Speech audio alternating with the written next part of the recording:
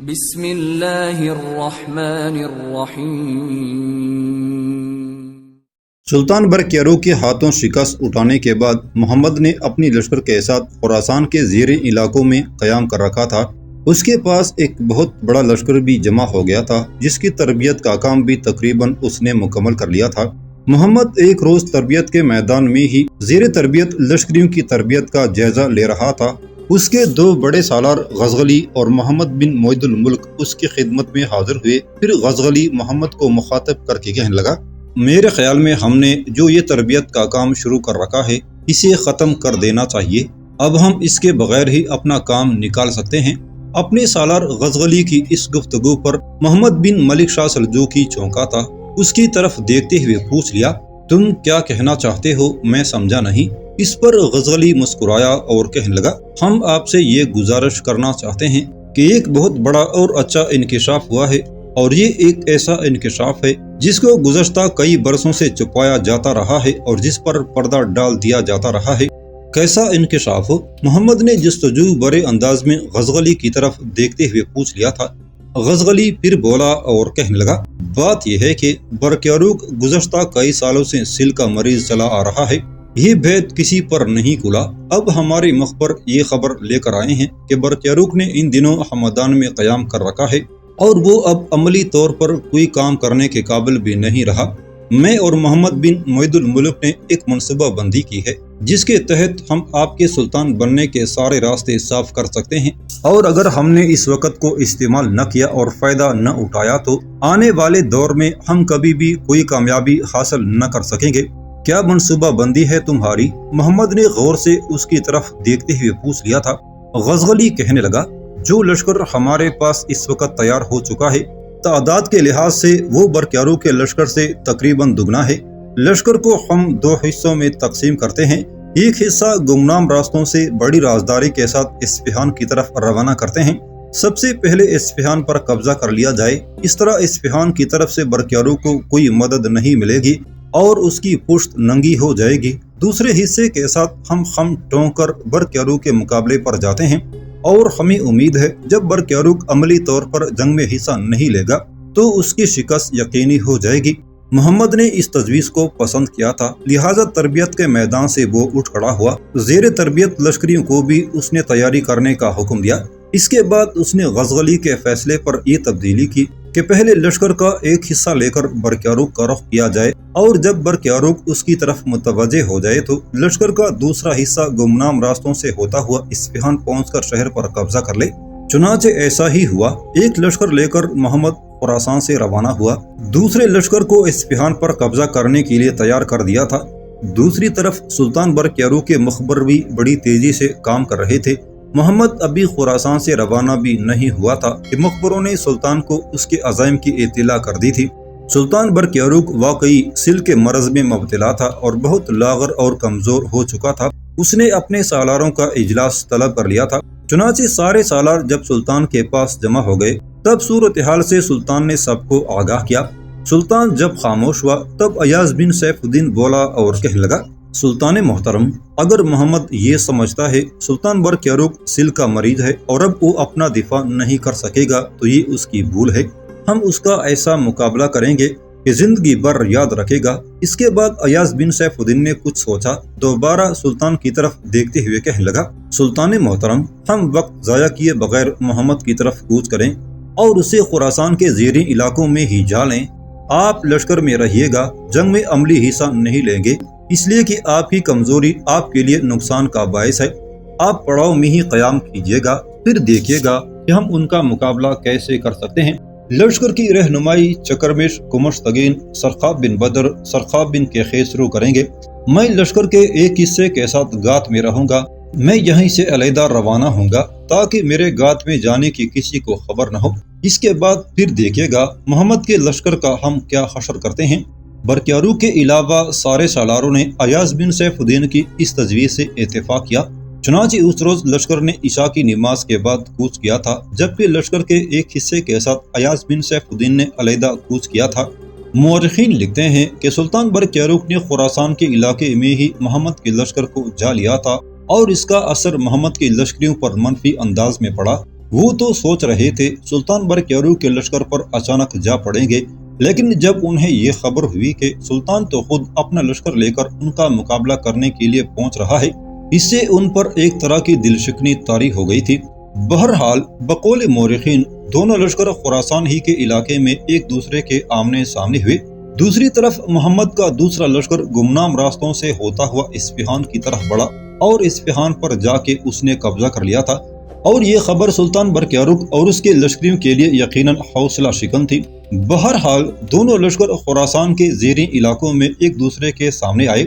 محمد بڑا خوش تھا کہ وہ سلطان برقیارق پر دو طرفہ ضرب لگا رہے ہیں، ایک اصفہان پر قبضے کی اور دوسرا اس پر حملہ آور ہونے کی، لہٰذا دونوں لشکر ایک دوسرے کے سامنے آئے۔ پھر جنگ کی ابتدا محمد کی طرف سے ہوئی اور وہ برقیارق کے لشکر پر حملہ آور ہو گیا تھا۔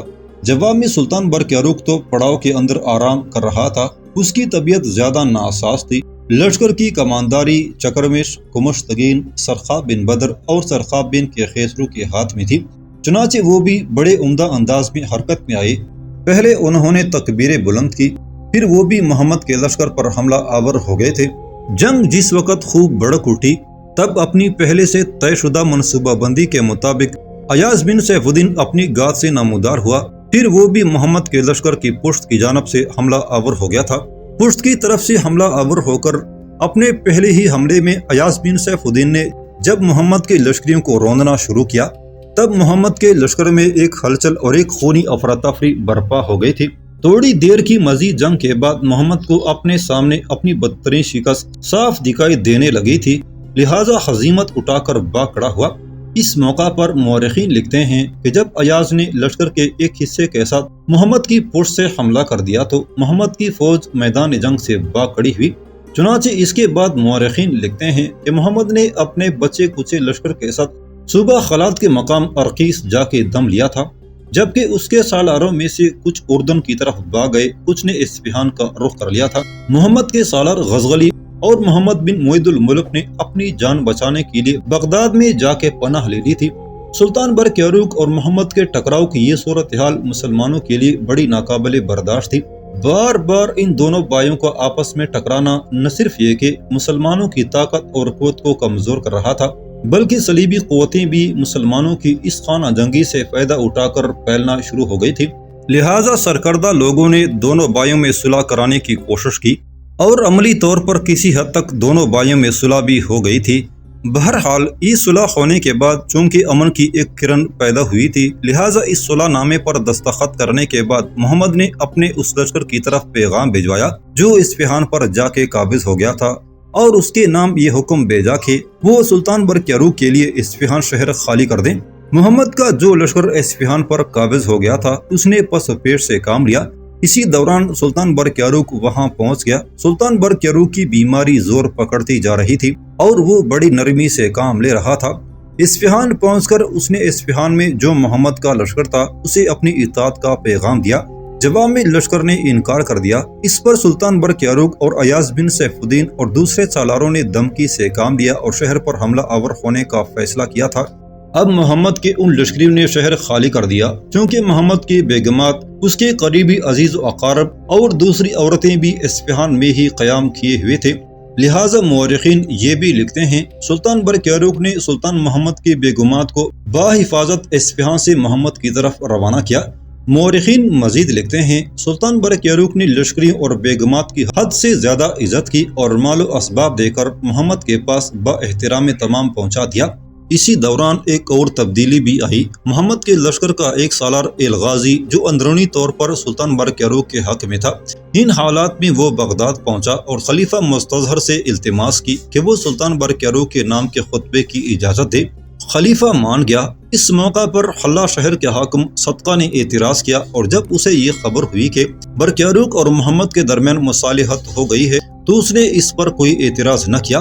جب مملکت میں امن قائم ہو گیا، اصفہان شہر پر سلطان برقیارق کا قبضہ ہو گیا، تب ان دنوں سلطان برقیارق کی بیماری اور زور پکڑ گئی تھی اور سلطان کی حالت بڑی نازک ہو گئی تھی۔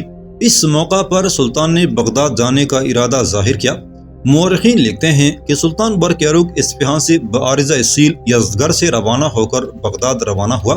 مورخین یہ بھی لکھتے ہیں یزد گرد میں جب سلطان اور اس کا لشکر پہنچا تو سلطان کے مرض میں اور اضافہ ہو گیا، چنانچہ اس نے اپنے نابالغ بیٹے ملک شاہ کو اپنے پاس بلوایا اور اپنی بیماری کے زور کو دیکھتے ہوئے لشکریوں اور سارے سالاروں کی موجودگی میں سلطان برقیروق نے اپنے بیٹے ملک شاہ کو اپنا ولی عہد مقرر کیا، خلعت دی۔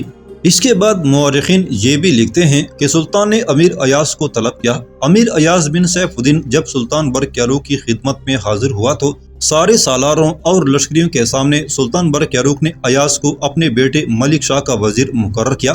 اس کے بعد سلطان بغداد کی طرف روانہ ہوا۔ سلطان اپنے لشکر کے ساتھ ابھی بغداد کے قریب ہی تھا کہ سلطان کی بیماری کے زور کو دیکھتے ہوئے ایاز بن سیف الدین نے وہاں لشکر کو پڑاؤ کرنے کا حکم دیا۔ مورخین یہ بھی لکھتے ہیں کہ خلیفہ بغداد کو جب خبر ہوئی سلطان برقیروق اپنی لشکر کے ساتھ بغداد کی طرف آ رہا ہے، تب اس نے سلطان برقیروق کے پڑاؤ کی طرف کوچ کیا۔ وہاں سلطان برقیروق نے امیر ایاز اور سلطان کے وزیر خطیر کو خلعتیں عطا کی اور اطاعت و فرمانبرداری کا حلف لیا۔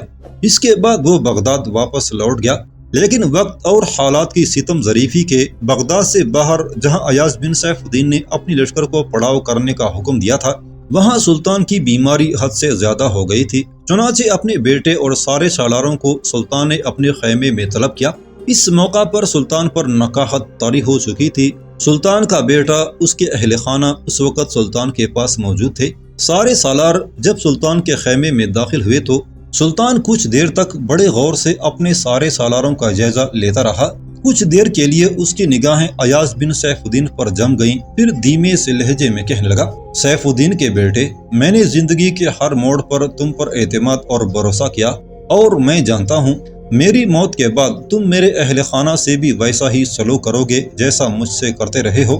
سلطان کے ان الفاظ پر سارے سالار غمزدہ اور ابدیدہ ہو گئے تھے، یہاں تک کہ سلطان پھر بول اٹھا، میرے بعد آپس میں اتفاق رکھنا، انسان کی یہ حیات ایک دن ختم ہونی ہے، ہر ایک کو یہاں سے کوچ کرنا ہے۔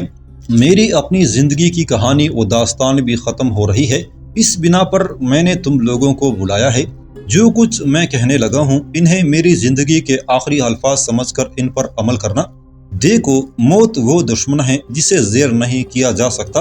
میرے عزیز ساتھیو، مجھے فخر ہے زندگی بھر تم لوگوں نے میرا ساتھ دیا، میری خاطر تم لوگوں نے مصائب کا سامنا کیا، پر یاد رکھنا زندگی کے یہ لمحے مستعار ہیں، ایک دن موت نے سب کو یہاں سے کھینچ لے جانا ہے۔